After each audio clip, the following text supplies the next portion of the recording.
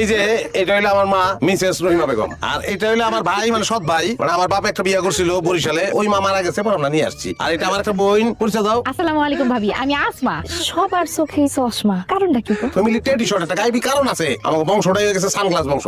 জীবনে এত ফ্যামিলির নাম শুনছি, কুইরা ফ্যামিলি, কিপটা ফ্যামিলি, এই ফ্যামিলি, সানগাস ফ্যামিলি, কিন্তু প্রথমবার শুনলাম। ভাবিকে আমাদের এই যে পারিবারিক জাতীয় সঙ্গীত যেটা, এটা শুনে দেই একটু। মনোযোগ দিয়ে শুনো। হ্যাঁ, এ মোহন একটা মা দেন যে মায়ের সন্তানেরা কান্দে আবার হাসতে জানে, কান্দে আবার হাসতে জানে।